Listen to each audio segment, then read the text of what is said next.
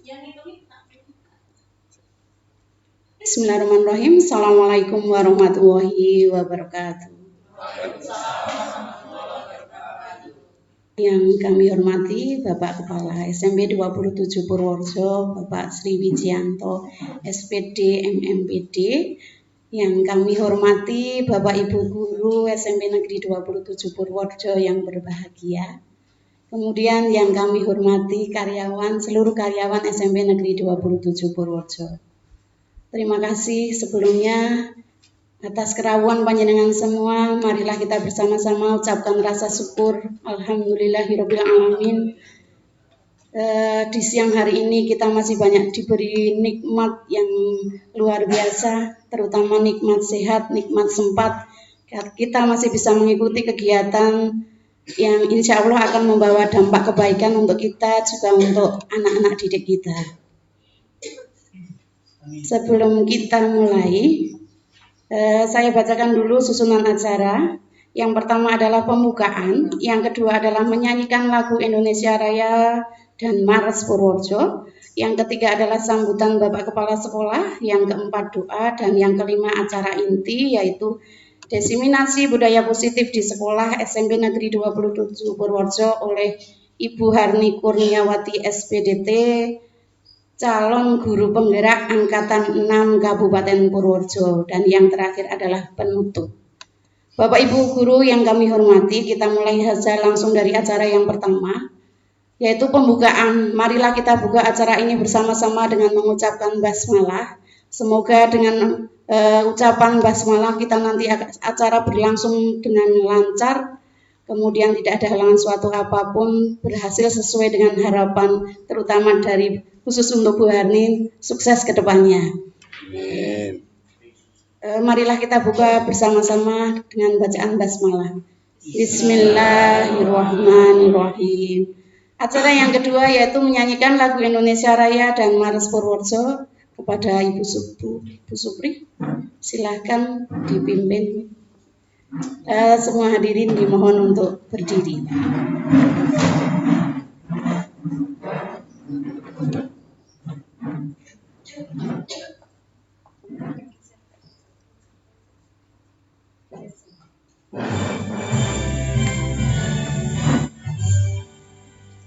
Indonesia tanah airku, tanah tumpah darahku, di sanalah aku berdiri, jadi pandu hidupku. Indonesia kebangsaanku, bangsa dan tanah air. Marilah kita bersatu, Indonesia bersatu. Hiduplah tanahku, hiduplah negeriku, bangsaku, rakyatku semuanya. Bangunlah jiwanya, bangunlah badannya, untuk Indonesia Raya. Indonesia Raya, merdeka, merdeka, tanahku, negeriku yang ku cinta. Indonesia Raya, merdeka, merdeka, hiduplah Indonesia Raya. Indonesia Raya, merdeka, merdeka, tanahku, negeriku yang ku cinta. Indonesia Raya, merdeka, merdeka, hiduplah Indonesia Raya.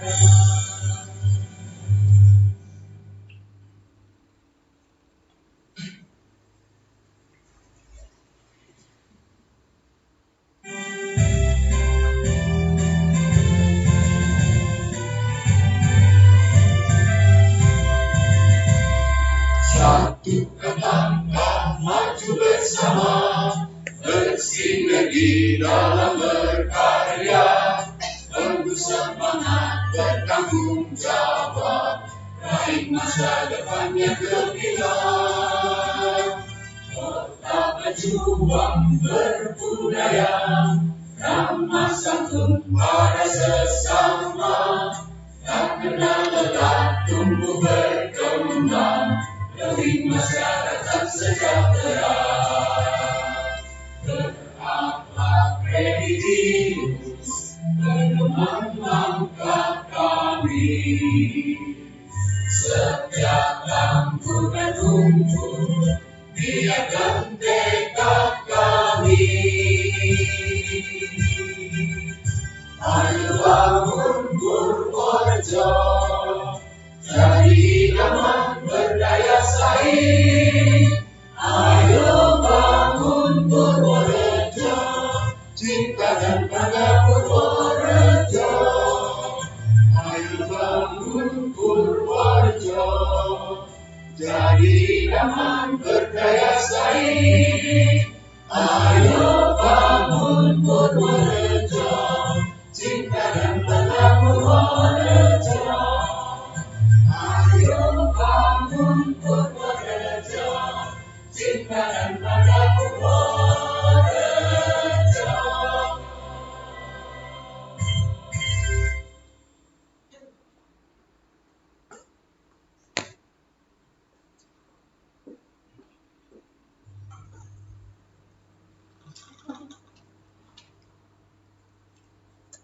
Hadirin dipersilakan duduk kembali.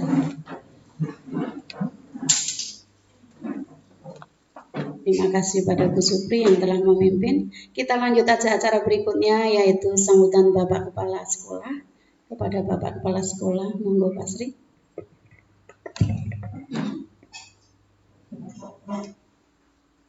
Bismillahirrahmanirrahim. Assalamualaikum warahmatullahi wabarakatuh. Waalaikumsalam warahmatullahi wabarakatuh. Yang saya hormati Bapak Ibu guru dan karyawan SMP Negeri 27 Purworejo.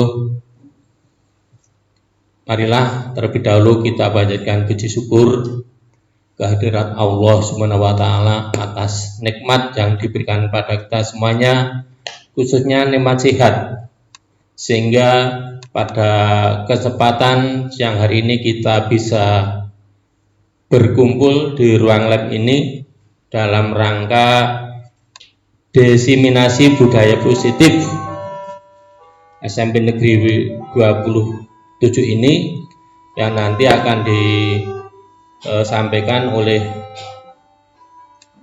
Bu Harni Kurniawati SPDT, yaitu calon guru penggerak pada angkatan ke-6 ini. Mudah-mudahan kita semuanya diberi keselamatan dan kesehatan, bisa berjalan dengan lancar sampai akhir kegiatan hari ini. Bapak Ibu yang saya hormati, ini saya ucapkan terima kasih pada Bapak Ibu semuanya yang bisa menyempatkan diri hadir di ruang ini dalam rangka mendukung kegiatan Ibu Harni ini.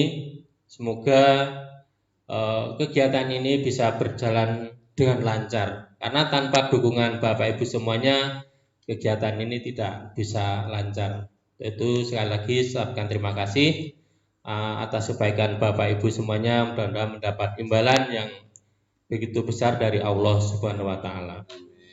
Selanjutnya untuk Ibu Harni Kurniawati SPDT, monggo nanti waktu sepenuhnya saya serahkan pada panjenengan untuk menyampaikan terkait dengan diseminasi budaya positif di SMP Negeri 27 ini.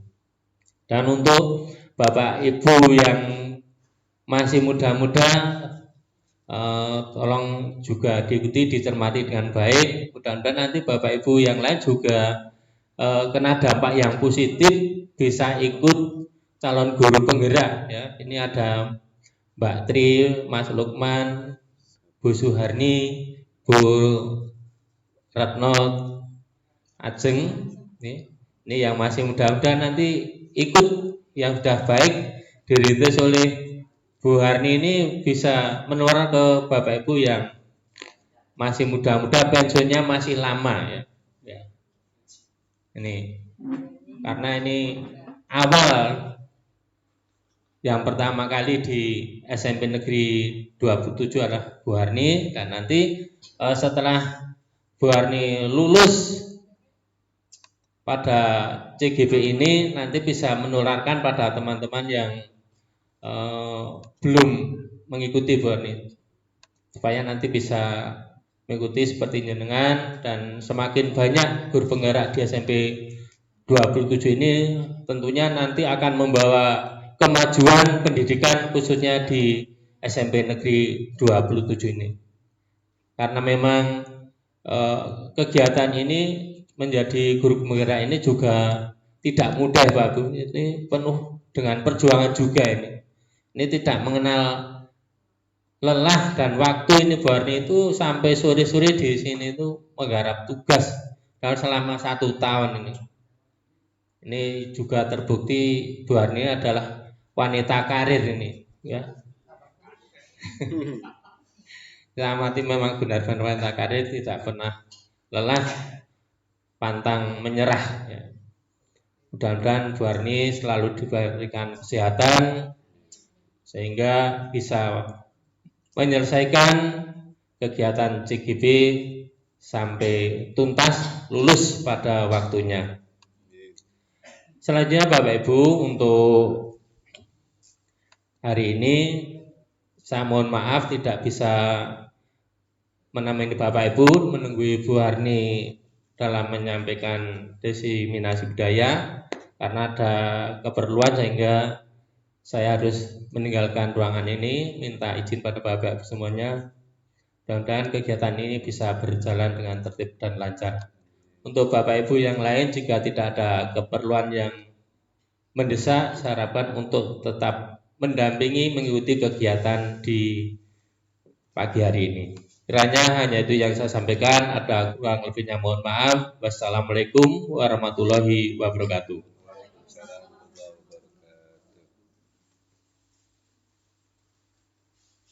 Demikianlah rangkaian upacara pembukaan diseminasi budaya positif di SMP Negeri 27 Purworejo. Kita lanjutkan pada acara intinya, yaitu diseminasi budaya positif di sekolah SMP Negeri 27 Purworejo oleh Bu Harni Kurniawati SPDT. Kepada saya serahkan sepenuhnya bagaimana mengatur acaranya.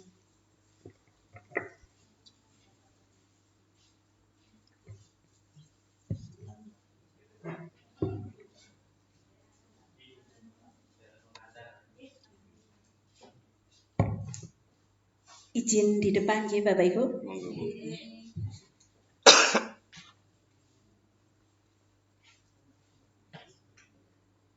Assalamualaikum warahmatullahi wabarakatuh. Yang terhormat Bapak Sri Wijanto SPD MMPD Kepala SMP Negeri 27 Purworejo.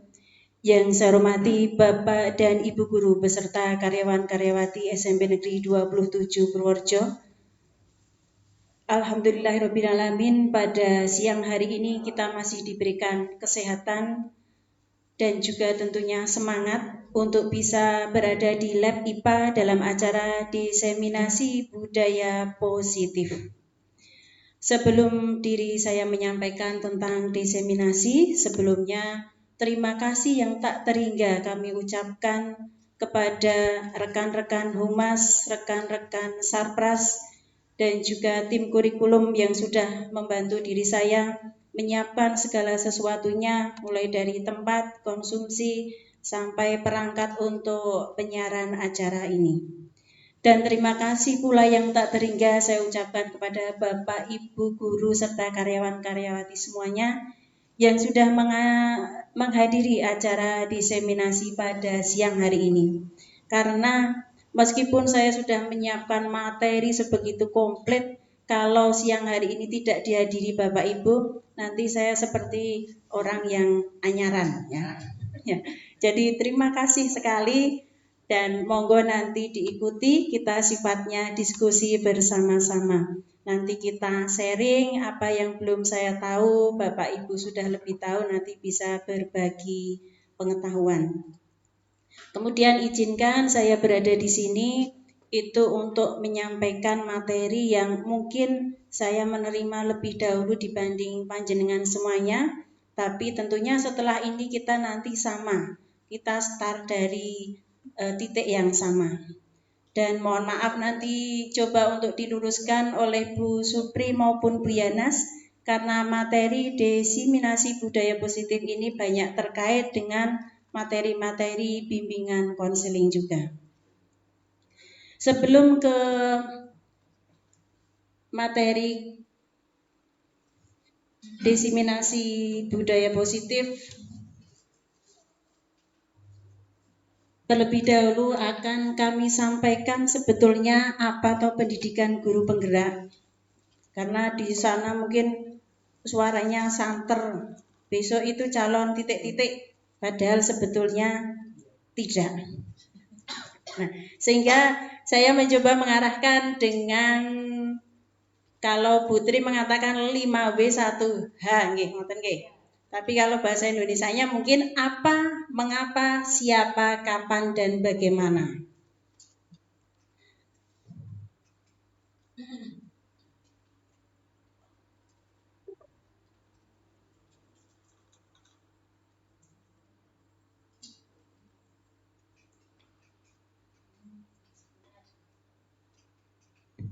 Sepertinya ngambek ini. Jadi mohon maaf saya sambil kadang berdiri, kadang duduk ya Bapak Ibu. Nggih, namine mawon sinau bareng-bareng. Macet ya.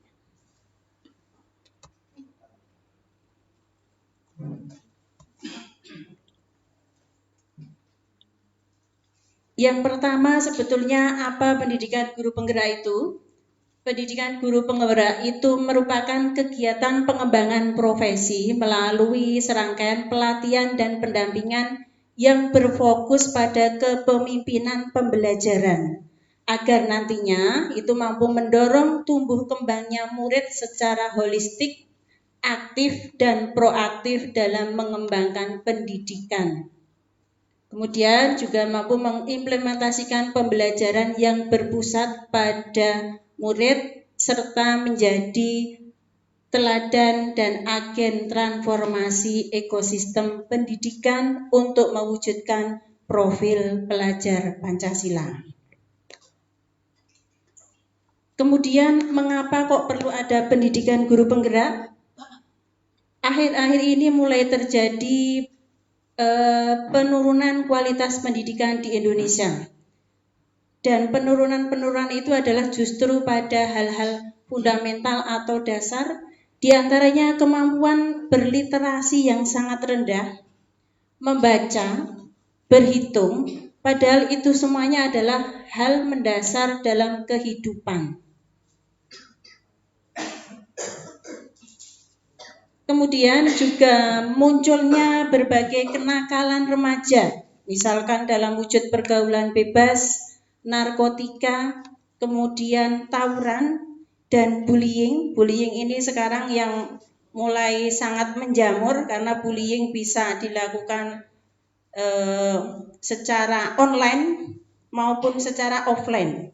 Jadi banyak juga terjadi tawuran itu karena sebelumnya sudah terjadi adu mulut lewat media sosial, sehingga ketika bertemu secara luring mereka tinggal das-des. Kemudian dari itu semua itu adalah hal-hal yang mengkhawatirkan. Jadi negara kita itu seperti kehilangan arah, maka dunia pendidikan itu harus segera dibuat semacam tatanan baru. Sehingga orientasi pendidikan kita adalah mengarah pada merdeka belajar. Dan merdeka belajar ini menjadi tujuan yang akan dicapai oleh guru-guru yang tergabung dalam pendidikan guru penggerak. Satu langkah yang baik untuk merubah wajah Indonesia yang ternyata sudah jauh tertinggal dari negara-negara lain. Kemudian siapa yang melaksanakan pendidikan guru penggerak? Yang pertama yang jelas guru yang mau mendaftar, kemudian memenuhi syarat, lolos seleksi IC, wawancara, dan simulasi praktek. Kapan lamanya pendidikan guru penggerak? Mulai dari angkatan, kurang tahu persis, untuk saya itu lama efektifnya adalah 6 bulan. Tapi kalau di dalam rentang waktunya dimulai dari akhir Agustus sampai akhir Mei. Jadi nanti di bulan Januari, Februari itu kami free. Kemudian bagaimana pelaksanaan pendidikan guru penggerak? Dilaksanakan secara daring maupun luring. Untuk daringnya kami harus menyelesaikan modul 1, 2, dan 3. Ternyata tidak banyak Bapak Ibu, hanya 1, 2, dan 3. Tapi ternyata itu beranak dan bercucu. Kemarin yang terakhir yang modul 1.4 itu sampai diberi waktu 4 hari untuk eksplorasi konsepnya. Kemudian ini contohnya modul 1 itu ada 1.1, 1.2, 1.3, 1.4. Per submodul itu rata-rata 2 minggu karena harus kami lalui dengan alur MERDEKA. Dan di masing-masing alur itu ada tugasnya. Jadi kalau terkesannya kok ngoyo banget ya, sebetulnya bukan karena ngoyo tapi karena memang setiap tugas itu ada time limitnya. Jadi misal demonstrasi kontekstual itu time limitnya Selasa jam 23.59 seperti itu. Biasanya time limit itu adalah jam 12 malam kurang 1 menit. Dan seterusnya sampai nanti modul yang ketiga. Kemudian juga ada luring, yaitu diantaranya kegiatan lokakarya. Kemudian ada juga pendampingan individu oleh pengajar praktek. Nah ini kemarin pengajar praktek saya sudah datang ke sini melihat progres saya. Dan ternyata belum ada progres. Sebetulnya aksi nyatanya sudah, tapi untuk mendokumenkannya masih keteteran. Baik Bapak Ibu, sampailah kita pada tema utama, yaitu tentang diseminasi budaya positif di sekolah SMP Negeri 27 Purworejo yang akan disampaikan oleh diri saya. Ini posisinya adalah sebagai calon guru penggerak angkatan 6. Jadi masih calon. Kemudian materi yang akan kita bahas hari ini, kita diskusikan bersama cukup banyak Bapak Ibu. Kalau dilihat slide-nya itu ada 51 slide. 51 slide, kalau slide-nya itu 5 menit ya monggo dikalikan saja. Nanti Bapak Ibu bersiap untuk kondur sore ya. Yang pertama adalah tentang disiplin positif dan nilai-nilai kebajikan universal. Yang kedua, motivasi, hukuman, penghargaan, dan juga restitusi. Yang ketiga, keyakinan kelas. 4, kebutuhan dasar manusia dan dunia berkualitas. Yang kelima, restitusi. 5, posisi kontrol. Dan yang keenam adalah restitusi dan segitiga restitusi. Ini kemarin saat diri saya mendapatkan materi ini, ya ini adalah hal-hal yang asing semuanya. Nopo niku restitusi ya. Ya, kita restitusi nek jeng-jeng ya Bu Ira, nah itu. Tapi ini ternyata restitusi. Dan apa itu posisi kontrol? Ternyata ada juga ilmuwan itu yang menggali tentang kontrol ya. Nanti kita bisa melihat bersama-sama.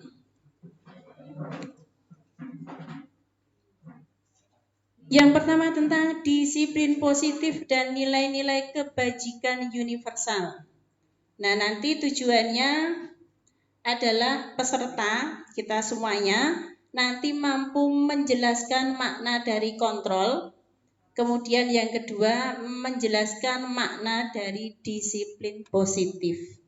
Nah, ini sudah berpasangan belum, nggih? Ada yang berpasangan, ada yang tidak. Nah, sekarang ada sedikit permainan Bapak Ibu. Silahkan Bapak Ibu berpasangan dua-dua. Yang tidak punya pasangan ya tidak usah. Oh, apa mau geser juga boleh. Tapi baiknya lagi bapak-bapak dengan bapak-bapak ya. Iya, oke.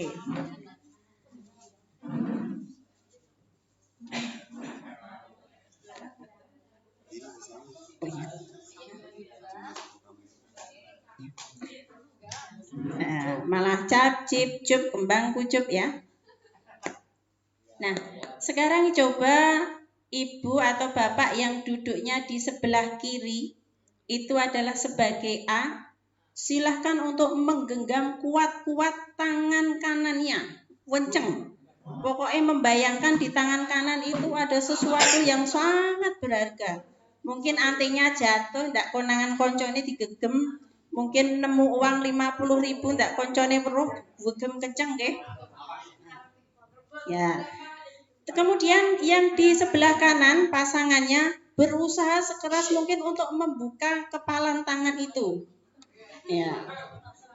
Ya, silakan ditarik sekuat mungkin. Bisa tidak dibuka? Tidak. Nah. Kenceng banget ya lenggegem nggih. Coba sekarang kalau yang A itu memang mengiyakan, sudahlah saya buka. Coba sekarang dibuka gampang enggak? Nah, ternyata Mbak Kluyung ya Pak Samsul ya. Mbak Kluyung langsung dibuka metu isine klutik gitu. Sekarang coba bergantian yang ibu atau bapak sebelah kanan mengepalkan tangan sama mempraktekkan seperti tadi. Ya. Ketika masih motivasinya kuat tidak pengen membuka ya susah kan? Coba sekarang memang sudah diniatkan untuk membuka. Nah, dengan kata-kata yang halus, Bu, dibuka, Bu. Nah, langsung buka. Padahal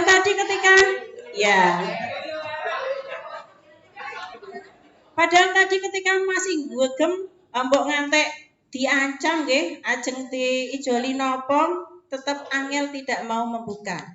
Nah, itu adalah gambaran dari kontrol, ya. Nah, teori kontrol ini disampaikan oleh William Glasser. Nah, di situ intinya adalah kita sendiri yang memegang kontrol atas kepalan tangan kita. Apakah kita itu akan membuka, apakah kepalan kita itu akan ditutup, itu tergantung pada diri kita masing-masing. Nah, itu gambaran apa kira-kira terkait dengan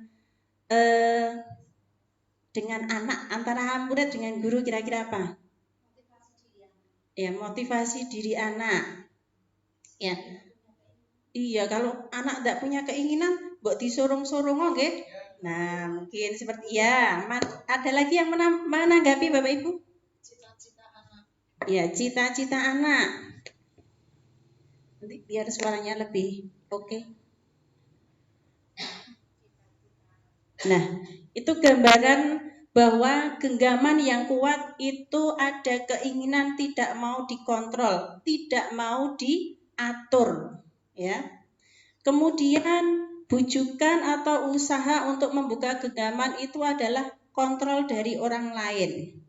Nah, itu menggambarkan bahwa murid kita itu dikasih nasihat, kowe iki kudune ngene, ora pareng ngene. Iya, tapi kalau dalam dirinya itu saya ki ora gelem diatur, aku ki wegah diatur. Ya akhirnya susah nggih.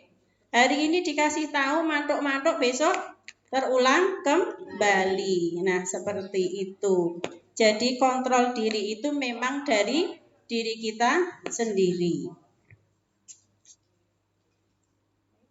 Kemudian miskonsepsi tentang makna dari kontrol. Jadi konsep-konsep yang agak miss ya. Dimana yang pertama ilusi guru mengontrol murid. Jadi guru itu seperti punya wewenang untuk mengatur murid. Kemudian yang kedua, ilusi bahwa semua penguatan positif, efektif, dan bermanfaat. Nah itu ternyata bermanfaatnya itu hanya sebentar, tapi nanti kalau sering akan terjadi kebosanan, anak mulai sadar dan pengen mencoba hal yang baru, akhirnya iya. Kemudian yang ketiga, ilusi bahwa kritik dan membuat orang merasa bersalah dapat menguatkan karakter. Jadi misalnya modelnya memanggil anak, terus begitu menyalah-nyalahkan anak sehingga anak malah memiliki rasa bersalah yang berlebihan, itu pun juga tidak baik.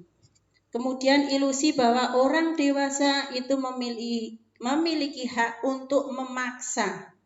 Jadi kita itu sebetulnya punya hak maksa murid-murid napa mboten?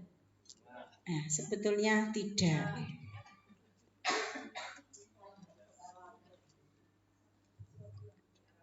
Kemudian Ki Hajar Dewantara pun pernah menyampaikan, di mana ada kemerdekaan, disitulah harusnya ada disiplin yang kuat.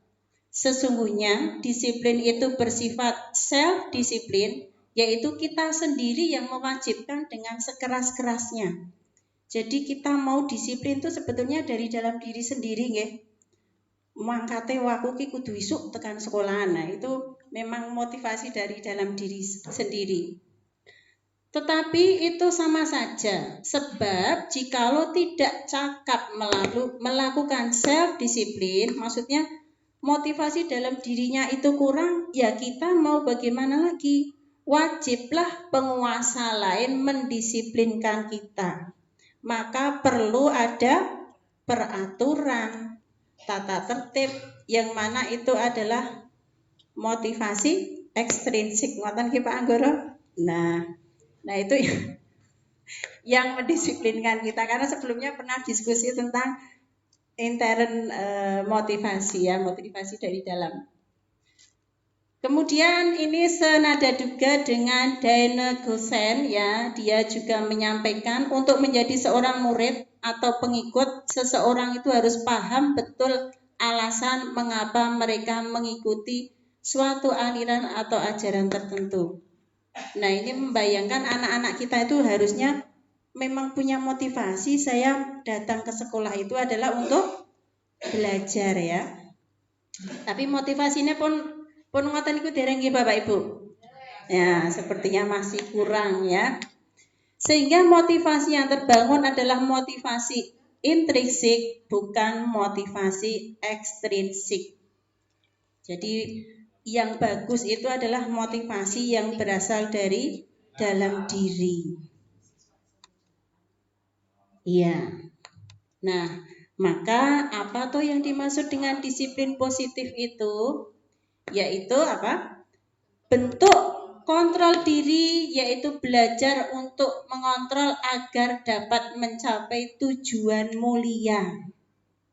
Nah, tujuan mulia itu kita yakini sebagai nilai kebajikan universal, yaitu nilai-nilai yang disepakati bersama sebagai fondasi kita berperilaku. Dan pada kurikulum Merdeka, kita bangsa Indonesia sudah memiliki nilai kebajikan yang universal, yaitu profil pelajar Pancasila. Apal boten Bapak Ibu, dimensinya apa saja? Sekarang kan kita sedang project, itu dimensi napa nggih? Gotong royong, pinter.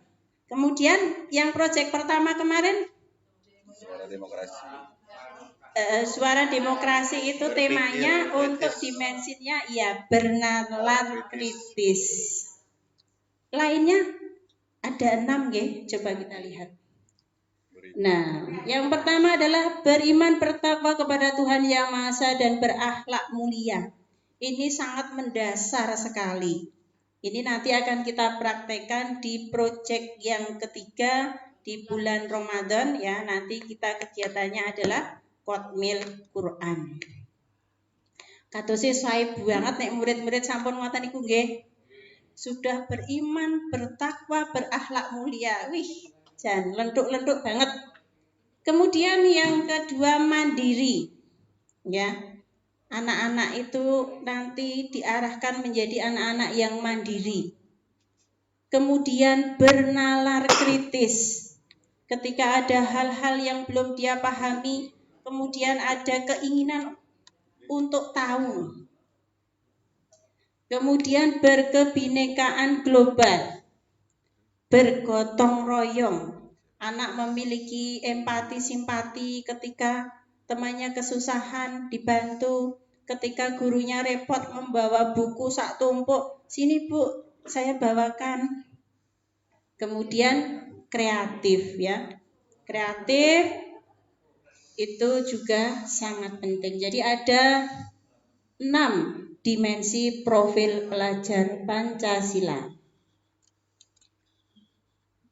Nah, kita sampai pada materi yang kedua. Ada yang mau ditanyakan Bapak Ibu? Belum. Nah, kalau belum kita lanjutkan yang kedua yaitu motivasi, hukuman, penghargaan, dan restitusi. Nah, di dalam materi ini nanti kita mampu menjelaskan dan menganalisis teori motivasi. Kemudian yang kedua mampu menjelaskan konsep hukuman, penghargaan, dan konsep pendekatan restitusi. Dan yang ketiga adalah melakukan pengamatan peninjauan praktek konsep-konsep di lingkungan sendiri. Tentunya di lingkungan SMP 27. Kalau Bu Supri dan Bu Yanas gathok nggih dengan materi ini ya? Ya, klop. Yang lainnya pun sebetulnya juga sangat klop karena ini adalah budaya positif kita semuanya. Nah, kenapa toh kita itu melakukan sesuatu? Misalkan setiap pagi kita berangkat ke sekolah mengajar itu kita punya motivasi? Punya, ya. Kita punya motivasi, kita punya tujuan tertentu. Nah, kalau ini terkait dengan kita disiplin, patuh pada sesuatu. Itu ada beberapa alasan yang mendasari. Yang pertama adalah untuk menghindari ketidaknyamanan atau hukuman. Ya, jadi berangkat pagi sebelum jam 7, terus sudah nyapu, sudah macam-macam, biar tidak dihukum oleh Pak Guru. Kemudian yang kedua, untuk mendapatkan imbalan atau penghargaan dari orang lain. Ya, biar nanti ketika Pak Sri keliling, weh bocah sregepe ya, bagus, sregep. Nah, jadi semacam penghargaan atau pujian. Atau yang ketiga, untuk menjadi orang yang mereka inginkan dan menghargai diri sendiri dengan nilai-nilai yang mereka percaya. Jadi ada 3. Jadi yang ketiga itu menjadi orang yang memang diinginkan oleh dirinya itu. Dari 1, 2, 3 itu yang paling baik sebetulnya motivasi yang mana? Yang ketiga. Jadi kalau yang ketiga itu tanpa terpengaruh oleh peraturan, tanpa terpengaruh oleh orang lain, ya. Misal kepala sekolahnya tindak, aku tak melu kondur. Enggak seperti itu. Kalau yang ketiga itu memang motivasi intrinsiknya sudah sangat kuat. Nah, itulah yang akan mengarah pada disiplin positif.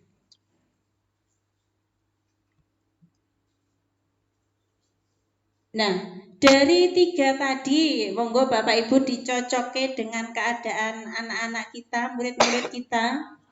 Menurut Anda, dari ketiga jenis motivasi tadi, motivasi manakah yang saat ini paling mendasari perilaku murid-murid Anda di sekolah? Murid-murid kita. Motivasi yang pertama, ya. Yang kedua ada tidak?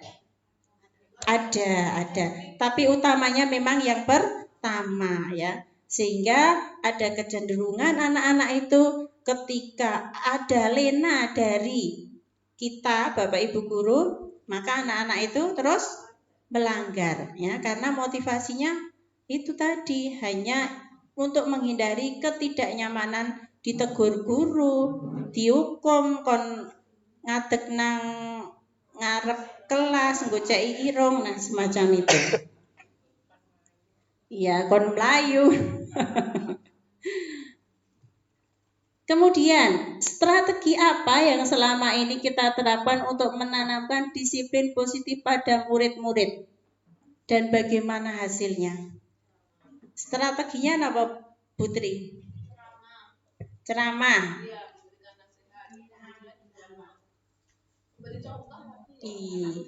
Iya, betul ya. Jadi dengan ceramah atau kita sampaikan saat jadwal pembinaan wali kelas, kemudian saat kita ketemu di pembelajaran ya. Jadi kita ingatkan, memang mengingatkan itu tidak boleh lelah ya.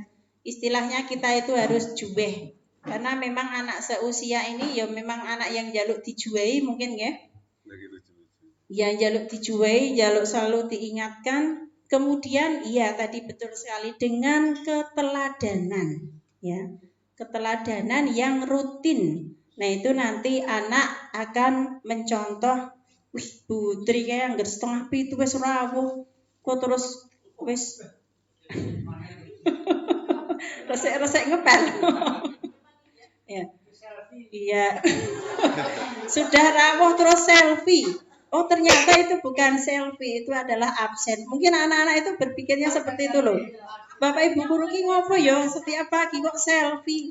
Itu ternyata Bapak Ibu guru itu absen ya. Lanjutkan ya Putri ya, rajinnya ya. Kemudian selalu memberikan pembelajaran yang menarik. Nah itu akan jadi figur bagi anak. Kemudian yang berikutnya. Sama seperti tadi ya. Oh iya. Nah, ini ada suatu kasus. Membaca sendiri apa dibacakan Bapak Ibu? Oh, dibacakan ya. Ya.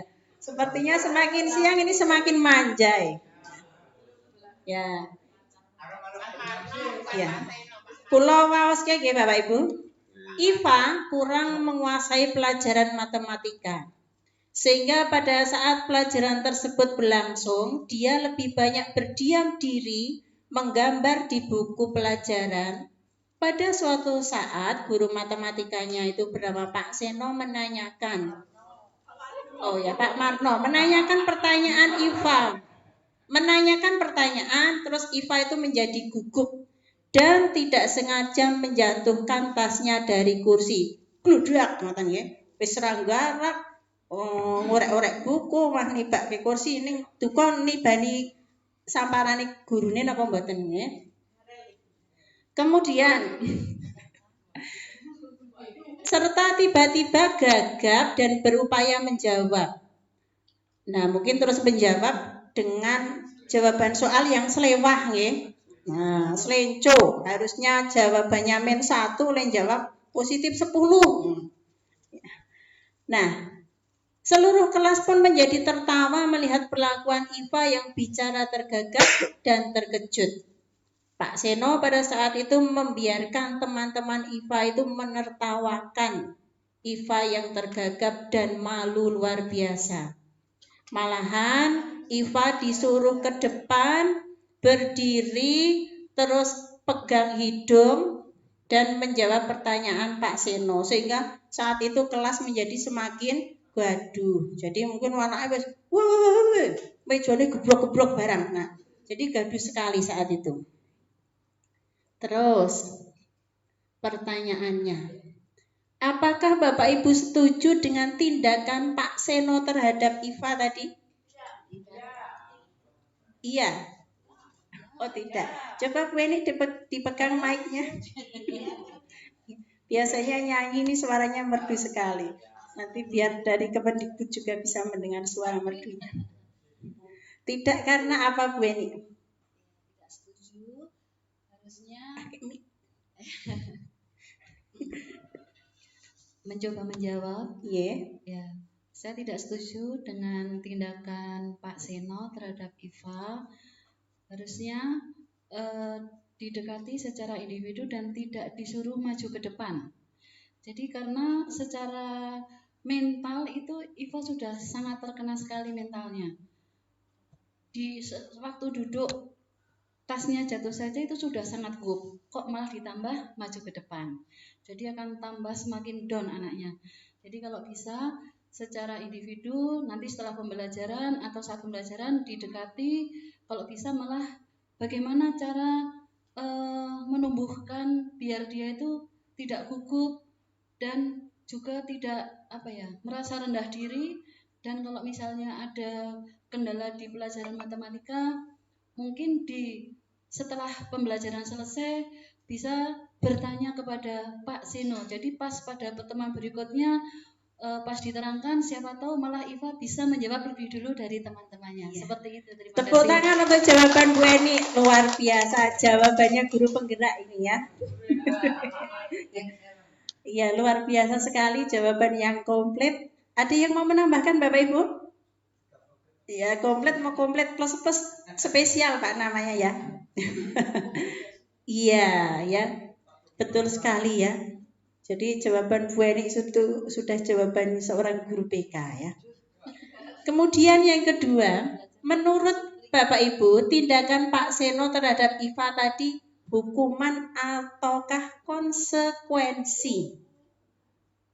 Nah, Putri menjawab.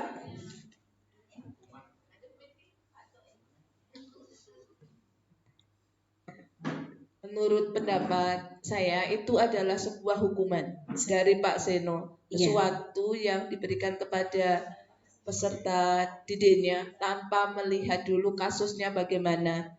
Itu seharusnya jika Pak Guru, Bu Guru, seharusnya sebelum memberikan suatu hukuman telaah dulu dan belajar dulu. Jangan kita langsung menghukum murid, tapi kita dalami dulu apa permasalahannya, apa kendalanya dalam suatu proses pembelajaran. Jangan sampai anak malah semakin takut dengan pelajaran matematika. Dulu soalnya saya juga punya guru yang kayak gitu. Iya. Demikian jawaban dari saya, Bu. Iya. Terima kasih jawaban dan curhatnya. Tepuk tangan untuk Putri ya. Jawabannya mahasiswa S2 ya. Luar biasa sekali. Ya. Betul ya. Itu merupakan suatu hukuman. Jadi kalau hukuman itu lebih membuat anak itu merasa malu, tersakiti, dan hukuman itu tidak jelas ranahnya. Jadi hanya spontan. Wes saiki ngresiki WC. Nah, wes kowe saiki nyanyi ping 1000 misalnya ya. Nah, kemudian apa toh itu hukuman, konsekuensi dan restitusi ya? Ternyata itu akan menyebabkan dua hal, yaitu akan menyebabkan identitas gagal dan ada juga identitas sukses ya. Identitas gagal itu kalau anak sering mendapatkan hukuman sehingga dia itu menjadi tidak percaya diri, mudah merasa takut, kemudian cemas ya, sering merasa cemas. Mboten semromong kita tidak masuk pada ya, semromong tidak masuk pada hukuman. Kemudian yang identitas sukses itu adalah dengan sebuah konsekuensi ataupun restitusi ya. Nanti akan kita mengalir restitusi itu apa. Nah, ini sebetulnya ada tabelnya, nanti saja kita menyesuaikan waktu. Nah, coba sekarang. Kalau anak mencatat 100 kali dalam buku yang kalimatnya saya tidak akan terlambat lagi ke sekolah ya, karena anak tersebut terlambat. Itu termasuk hukuman atau konsekuensi Bapak Ibu? Termasuk konsekuensi ataukah hukuman? Mic-nya di mana ya? Oh ya. Tadi sudah di sisi sebelah kiri. Nah, sisi bapak-bapak kita belum ada yang menjawab ini. Oh, Pak Tuki, iya.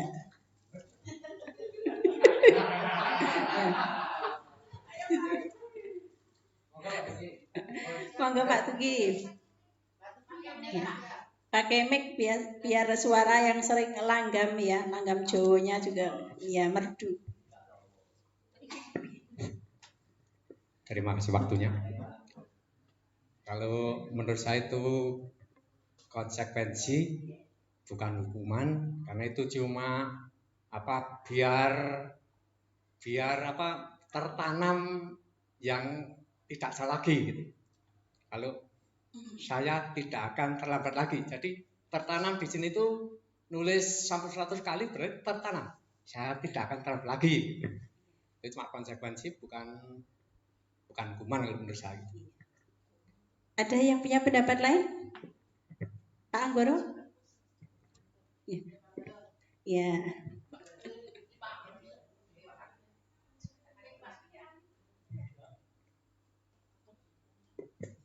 Terima kasih. Menurut saya kalau seperti itu, misalkan siswa disuruh menulis 100 kali di dalam buku kalimat, saya tidak akan terlambat. Saya akan cenderung hukuman. Ya. Iya. Ya. Dengan alasan, mau memberi alasan? Ya. Karena harapannya kan dengan disuruh itu, mesti kan pikiran kita kan dia dengan disuruh menulis, dia kan selalu teringat terus, dan dia nggak mau lagi kalau setelah nanti saya disuruh menulis seperti itu lagi, bahkan mungkin lebih berat lagi, lebih lagi. Sehingga dengan selalu mengingat itu, dia tidak akan berusaha untuk tidak terlambat lagi. Hukuman apa konsekuensi Bapak Ibu? Hukuman ya. Jadi itu termasuknya hukuman. Jadi kalau hukuman itu apa yang dilakukan itu tidak nyambung dengan kesalahannya ya. Tapi kalau konsekuensi itu ada semacam sebab akibat ya. Misalnya kalau pada pelajaran olahraga itu memang sudah ada kesepakatan kelas, kalau sudah jamnya olahraga segera ganti, segera pemanasan. Kalau datang terlambat nanti konsekuensinya adalah lari keliling lapangan. Nah, kalau itu termasuknya konsekuensi ya. Ya. Nah, sekarang penghargaan ya, penghargaan sejenis hadiah. Mungkin nggih diwaos ke malih? Oh nggih ya. Oh nggih. Ya. Ya, tadi hasil dari ANPK tingkatkan literasi. Tapi kita sudah nyicil ayam hijau, Bu. Karena ada juga yang merah. Kalau yang merah itu ada kan kegiatan literasi ya. Nah, itu kan yo arah nih itu. Ibu Anas, guru SD kelas 2, mendapatkan masalah. Murid-muridnya tidak bisa tertib berdiri antri di depan pintu.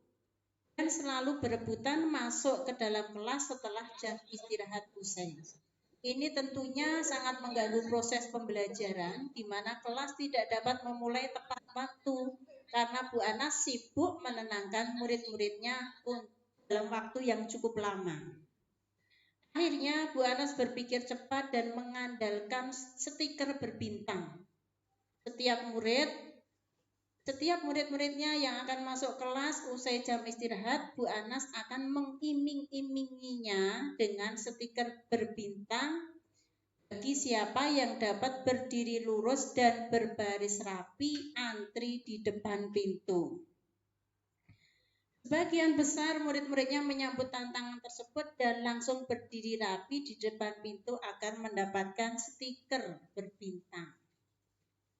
Hal ini terus dilakukan Bu Anas selama beberapa minggu karena cukup berhasil membuat murid-muridnya berdiri rapi antri di depan pintu. Sampai pada suatu hari Bu Anas sakit dan terpaksa digantikan oleh Pak Heru.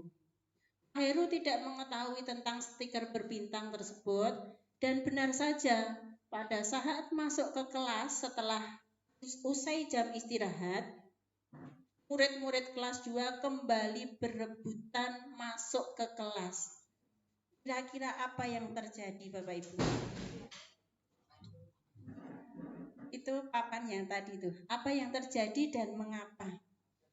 Bapak Ibu ada yang mau berpendapat? Bu Supri ya? Pak Ajeng kula kaos itu.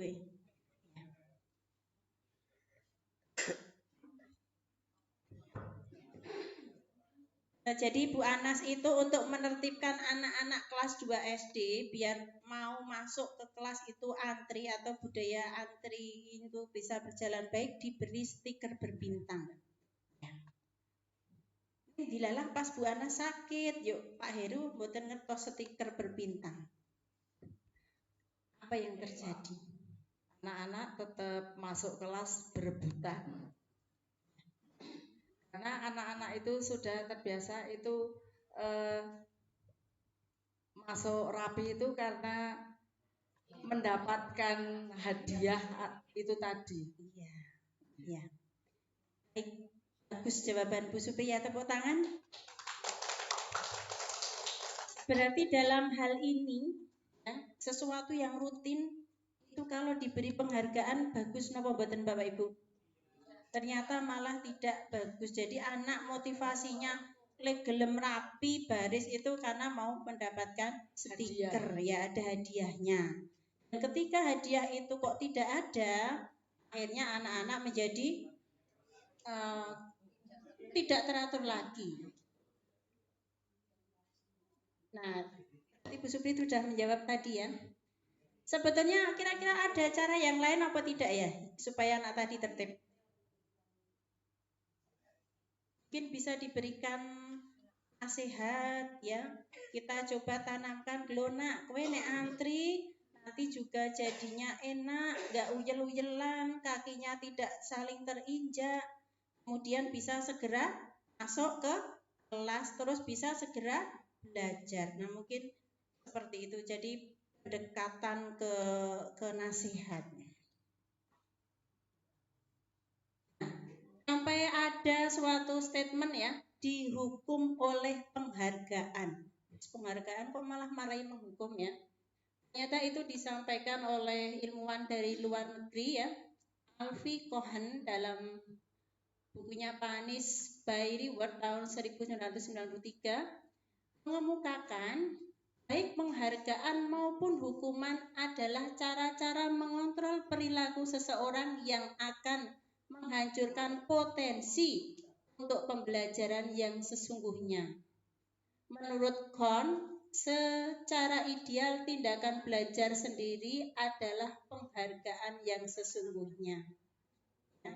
Jadi mungkin kowe sesuk nek naik kelas tak tumbas kepit ya. Nah, sebetulnya tanpa dibelikan sepeda ya pun mampu ya. Kapasitasnya mampu untuk tetap bisa naik kelas sehingga itu semacam menghancurkan sebuah potensi dari dalam diri seseorang. Selanjutnya, nah, kita sampai pada restitusi. Restitusi itu adalah sebuah pendekatan untuk menciptakan disiplin positif. Nah, ini ada juga semacam kasus dalam sebuah acara pesta ulang tahun, teman Anda memecahkan gelas. Apakah Anda akan membiarkan dia membayar harga gelas yang dipecahkan? Nah, ini secara umum bila ada seseorang berbuat salah pada Anda, ketika mereka menawarkan sebuah tindakan untuk memperbaiki kesalahan mereka, kemungkinan besar jawabannya adalah akan menolak semua tawaran itu dan akan bilang tidak usah, tidak apa-apa, lupakan saja. Apalagi kita, budaya kita itu sok rikuh nggih, mboten usah, mboten napa-napa. Napa-napa? Ya. Ya, nah itu di belakang dada tuet, nah semacam itu. Bapak Ibu, sebagai seorang guru ketika murid itu melakukan kesalahan, tindakan mana yang akan kita lakukan? Yang pertama menunjukkan kesalahannya dan memintanya melihat kesalahan baik-baik. Tunjuk-tunjuk kowe salah koyo ngene. Kemudian mengatakan kamu tuh seharusnya tahu bagaimana harus bertindak. Jadi menambah lagi ya. Terus mengingatkan murid Anda akan kesalahan yang sama di waktu sebelumnya. Wingi rak wis nganu meneh orang garap matematika meneh to. Saiki saiki ora garap meneh toh. Nah, baleni meneh. Bertanya padanya, kenapa kamu melakukan sesuatu yang seharusnya tidak kamu lakukan? Ya wis ngerti wingi dikon garap PR, lah kok saiki ora garap meneh. Nah, kemudian mengkritik atau mendiamkannya ya. Anaknya mencoba menyapa, Bu, minta maaf ya, Bu. Nah, itu hal yang baik napa mboten? Ya. Nah, jika kita melakukan hal-hal semacam itu, Anda akan membuat murid-murid itu kita ya, itu akan menjadi anak yang gagal. Terus sebaiknya bagaimana kita merespon anak-anak yang melakukan salah?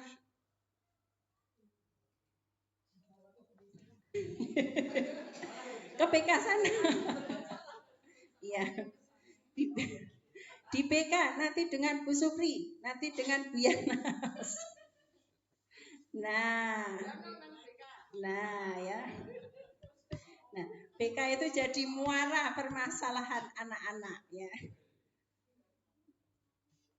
Nah, terus sebetulnya ada suatu upaya yang bisa kita lakukan yaitu dengan membuat suatu keyakinan kelas. Di mana tujuannya di situ adalah menganalisa pentingnya memiliki keyakinan kelas. Kemudian nanti juga menjelaskan proses pembentukan peraturan-peraturan yang beralih ke keyakinan kelas. Kemudian, kenapa kok tidak peraturan, kok malah keyakinan kelas? Nah, misal ada seperti ini. Mengapa kita memiliki peraturan tentang penggunaan helm pada saat mengendarai kendaraan roda 2? Nah, kenapa tuh kok pakai motor harus pakai helm? Itu pemerintah membuat aturan itu punya tujuan. Tujuannya apa? Iya, adalah untuk keselamatan pengendara itu. Nggih sakniki niku nek numpak motor mboten helman malah mboten cantik, jilbabe mesti mencalik-mencalik ya. Ya, kelilipan barang. Napa malih nek meh maghrib sambar motone mah sambar. Kemudian yang kedua, mengapa kita memiliki peraturan tentang penggunaan masker dan cuci tangan? Itu sebetulnya tujuan mulianya adalah untuk kesehatan diri sendiri. Nah, hal-hal yang diyakini itu baik bagi suatu komunitas ya, itu adalah keyakinan. Nilai-nilai kebajikan universal yang disepakati secara tersurat dan lepas dari latar belakang suku, negara, bahasa maupun agama. Seseorang itu akan lebih tergerak dan bersemangat untuk menjalankan keyakinan daripada hanya sekedar mengikuti serangkaian peraturan tertulis tanpa tahu maknanya. Anak-anak itu cok mencermati tata tertib sekolah mboten? Mboten kita ya. Nah, maka besok kita ajak saja untuk membuat keyakinan kelas. Nah, keyakinan kelas itu wujudnya seperti apa nggih Bapak Ibu? Ini yang sudah saya praktekkan adalah di 9A. Kemudian dulu saya pernah menyampaikan secara lisan dengan 7D. Saya lihat 1 minggu yang lalu, ini wis gawe keyakinan kelas. Nggih Bu, browsing. Tujuannya aja browsing. Keyakinan kelas itu keyakinan dari masing-masing siswa dulu ya. Ini yang pertama ya. Mempersilahkan murid-murid itu untuk bercurah pendapat tentang peraturan yang perlu disepakati. Jadi murid-murid itu diarahkan, kalian tuh kepinginnya kelas ini tuh bagaimana toh? Nah, mungkin nanti ada anak yang menuliskan, temannya tidak boleh omongan saat gurunya menjelaskan. Ya, karena mungkin anak itu merasa terganggu, pakai nyerangke ajar nyelemong ya, agak nerangke nata nyelemong. Nah, itu mengganggu dia dalam konsentrasi. Kemudian ada juga yang seperti ini, memperlakukan sama kepada semua teman ya. Karena ada juga 1-2 anak itu yang diajak omong-omongan koncone ra tahu, dijak mlaku bareng mangkat neng kantin ya ora tahu ya. Jadi anak itu seperti sendiri di sekolah ini ya. Kemudian mencatat semua masukan-masukan tersebut di papan tulis ya.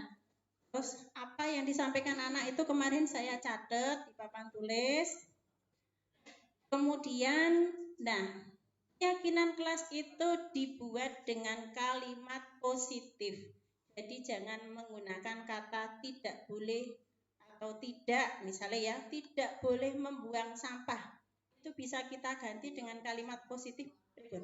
Iya, buanglah sampah pada tempatnya. Kemudian tidak boleh mengolok-olok temannya dengan nama orang tua. Ada kemarin anak yang seperti itu ya. Karena di sini agak cenderung ya, woi Karyo gitu ya. Sekarang bapak ini jenenge Karyo. Sampai begitu emosi. Nah, des-des-desnya kemarin sempat terjadi. Jadi pakai kalimat yang positif. Kemudian tanamkan nilai kebajikan itu. Kemudian, nah itu ya. Ada beberapa nanti pendapat anak-anak itu yang sebetulnya seragam. Coba kita kelompokkan, misalnya tidak boleh ramai saat burung menangkan. Kemudian tidak boleh mengolok-olok teman. Itu bisa dalam satu kelompok, yaitu kalimatnya apa? Misalkan menghargai sesama. Kemudian itu ditinjau ulang, terus dibacakan. Seperti ini bagaimana anak-anak? Setuju Bu? Sebaiknya keyakinan kelas itu jangan terlalu banyak, karena kalau terlalu banyak itu nanti menjadi susah untuk diingat ya. Sepertinya 9A mulai ada progres ya. Progresnya mergowali nih ya, katanya mergowali nih. Nah itu anak mulai membuat. Kemudian masing-masing pendapat anak itu ditempelkan di papan tulis. Kemudian beberapa kalimat yang ditulis anak itu perlu dikelompokkan. Ya. Yang sebelah kanan ini aslinya anak ini ya. Kemudian yang bentuk lope-lope kotak itu yang sudah dalam kalimat positif dan sudah dalam kelompok kalimat. Terus biasa bar niku selebrasi. Gurune barang ya kepengin selfie ya. Berikutnya tentang kebutuhan dasar manusia. Kita hidup punya kebutuhan dasar nggih Bapak Ibu? Kebutuhan apa saja itu? Ya, sandang, pangan, papan. Ya. Nah, ada suatu kasus Ibu Ambar, guru wali kelas 2A di SD Pelita Hati sedang bingung menghadapi ulah salah satu muridnya. Jadi murid itu mengeluhkan bahwa Doni sering kali meminta bekal makan siang dengan paksa. Kemudian jika menghadapi seperti itu, apa yang harus dilakukan oleh Ibu Ambar? Saya kira itu Doni memiliki masalah apa ya? Atau melakukan hal itu karena apa? Terkait dengan kebutuhan kira-kira? Lapar mungkin ya? Iya, jadi ada rangsangan dari otak, perut mengirimkan rangsangan ke otak, boleh beluk wae koncomu. Nah, sehingga saut gitu ya. Nah, lapar itu termasuk kebutuhan bertahan hidup. Selain itu ada kebutuhan cinta dan kasih sayang, penguasaan, kebebasan, kesenangan. Satu saja kebutuhan tadi tidak terpenuhi, bisa cenderung membuat anak ada perlakuan negatif gitu. Iya. Kalau kurang cinta kasih sayang, ya, neng omah ra tau dijak omong-omong wong tuane. Neng sekolahan ya ora tau ana jejerane lingguhe nggih. Nang kantin kaya wong ilang. Nah, sehingga dia merasa semakin minder. Di sana nggak dapet cinta, di sini nggak dapet cinta. Semoga nanti kalau sudah ketemu waktunya akan mendapatkan cinta ya. Iya, tunggu waktu yang indah. Kemudian penguasaan itu bukan kok kuasa, maksudnya penguasaan pada suatu materi. Anak merasa aku ya sinau IPS ya mbok arep ngapalke sedina sewengi ora iso. Wis lah sesuk aku nyontek wae.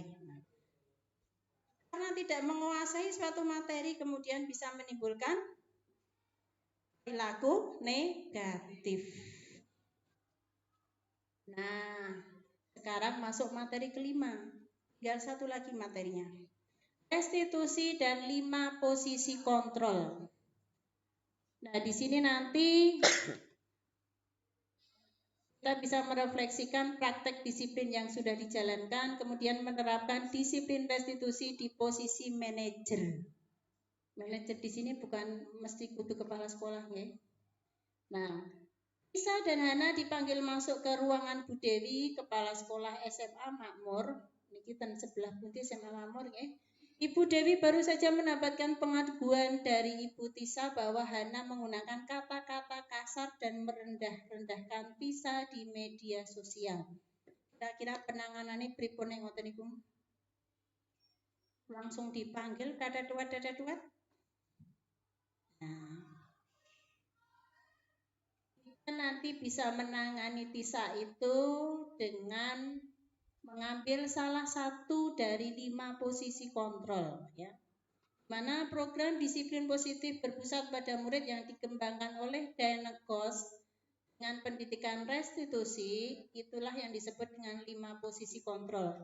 Yang pertama adalah sebagai penghukum. Jadi kalau ada anak salah langsung hukum ya. Maki-maki. Yang kedua, membuat rasa bersalah. Membuat rasa bersalah itu dengan menyentuh hatinya, dengan merendah-rendahkan sehingga anak itu justru akan memiliki rasa bersalah yang berlebihan. Ya ampun, jadi buar niki le telat ki gara-gara dadak mampir motokopek ki aku, ya ampun sampai nah bisa. Kemudian sebagai teman, ya jadi kita akrab dengan murid itu, hai guys, nah dan lain-lain. Kemudian yang keempat sebagai pemantau, kamu kemarin sudah telat jam segini, sekarang jam segini, jadi mengingatkannya dengan memberikan data-data. Dan yang terakhir adalah sebagai manajer, ya, sebagai manajer. Ini ada video Bapak Ibu bisa disaksikan.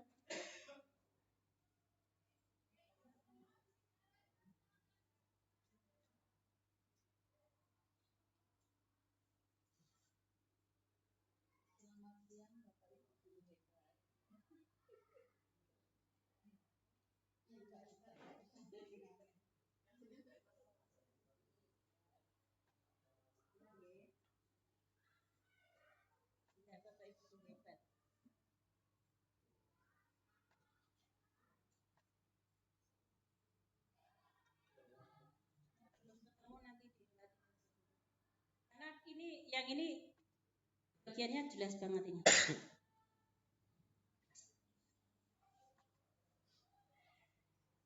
Jadi sip ya.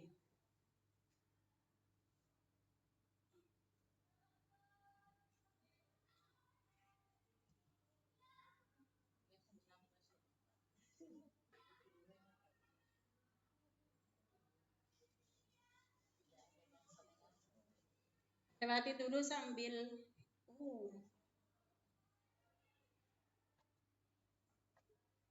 Nah, di sini ada restitusi dan segitiga restitusi. Restitusi itu adalah proses menciptakan kondisi bagi murid untuk memperbaiki kesalahan mereka sehingga mereka bisa kembali pada kelompok dengan karakter yang lebih kuat. Restitusi itu juga merupakan proses kolaborasi, jadi kerjasama untuk mencari solusi terhadap masalah mereka dan membantu murid berpikir tentang orang apa yang mereka inginkan. Nah, tahapan segitiga restitusi itu ada 3. Yang pertama adalah menstabilkan identitas. Di sini ciri-cirinya adalah menstabilkan identitas itu semacam meredakan emosi. Misalkan ada 2 anak berkelahi, itu langkah yang pertama adalah dipanggil, didudukkan, terus nang apa, kemudian biasanya ini kata-katanya orang itu pernah punya salah, semuanya pernah punya salah. Nah sekarang terus bagaimana? Nah sehingga nanti masuk kedua yaitu validasi tindakan yang salah. Nah tadi kamu salahnya karena apa? Kemudian yang ketiga setelah tahu salahnya apa, kemudian kalau sudah salah seperti ini, terus kamu maunya bagaimana untuk bisa menebus kesalahan tersebut. Nah, langkahnya adalah seperti ini. Nah, ini kemarin pernah saya praktekkan, tapi sepertinya kalau langsung link sini repot ya.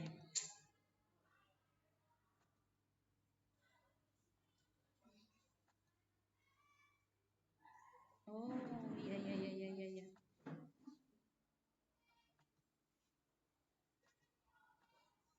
Pengaruh internetnya ini.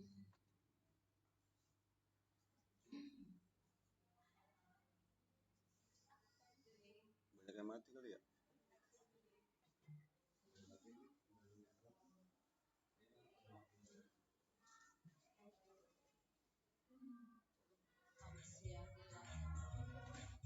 Nah, ini posisi 5 posisi kontrol. Ya, betul ternyata Bu Supri.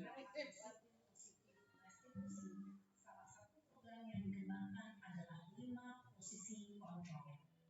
5 posisi kontrol dalam restitusi adalah proses perjalanan seorang pendidik agar dapat mengenali dirinya. Pada video kali ini, kita akan membahas tentang 5 posisi kontrol yang dikembangkan oleh Diane Dawson dan contoh penerapannya.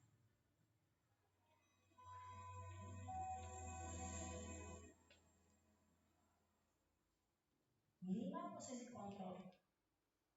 Nah, yang pertama adalah sebagai pengukur.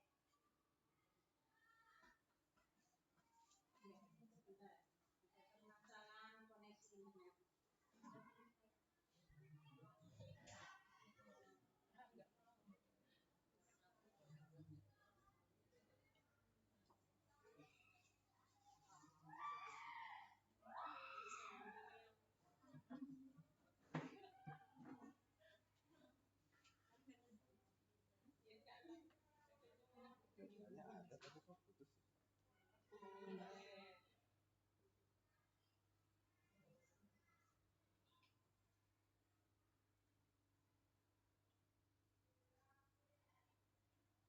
Sambil dilanjutkan ya Bapak Ibu nanti kalau sudah bisa, karena ini jelas banget ini, jadi saya pengen ngajak Bapak Ibu untuk menyaksikan ini.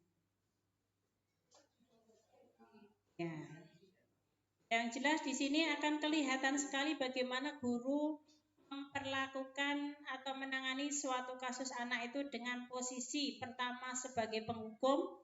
Jadi anak datang itu wes langsung mukanya mampang, langsung marah. Terus yang kedua pembuat rasa bersalah, yang ketiga adalah pemantau, dan yang keempat adalah membuat rasa bersalah, teman, pemantau, kemudian sebagai manajer. Nah, kembali ke budaya positif. Nah, budaya positif itu untuk membentuknya kira-kira cepat atau butuh waktu lama atau hanya sebentar Bapak Ibu?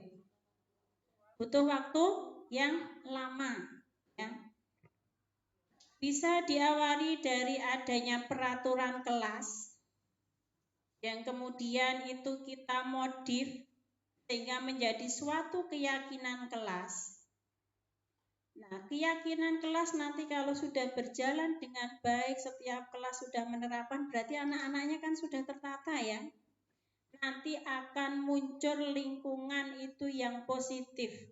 Anaknya yo sopan-sopan seperti tadi dimensi yang pertama, anaknya kreatif, mandiri, kemudian bernalar kritis. Nah, itu akan mewujudkan suatu sekolah yang memiliki budaya positif. Kira-kira SMP 27 bisa menerapkan Bapak Ibu? Bisa. Nah, kuncinya adalah yang pertama harus ada kolaborasi kerjasama semua stakeholder. Kepala sekolahnya mendukung, guru-gurunya mau saling bekerja sama, saling mengingatkan, saling memperkuat. Kemudian continue itu penting sekali. Misalkan baru sekali, 2 kali, bocah sangelek. Terus kita berhenti, ya sudah itu nanti akan berhenti ngelokro. Kalau kita ngelokronan ya nanti tidak akan bisa jalan. Jadi continue. Memang hasil belum langsung bisa kita lihat. Nah, jadi continue.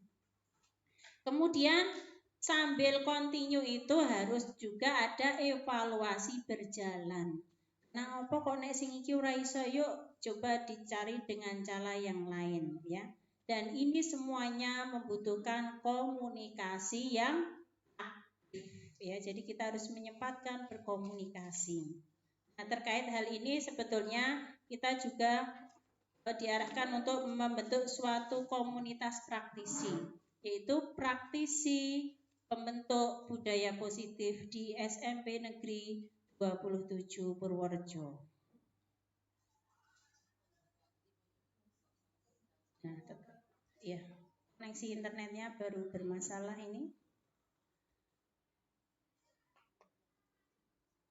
Nah, sebelum sampai pada penutup, mari kita refleksikan terlebih dahulu. Karena Bapak Ibu sudah nginceng ini sudah sampai terakhir, sudah ada terima kasih. Tapi sebelumnya kita refleksikan dulu Bapak Ibu. Refleksi nanti mohon diungkapkan perasaan Bapak Ibu setelah mengikuti diseminasi ini. Atau mungkin Bapak Ibu ada yang nyantol di penggali Bapak Ibu. Saya terkesan dengan penghargaan, ternyata penghargaan itu tidak seutuhnya baik ya. Monggo kami persilahkan. Monggo. Kira?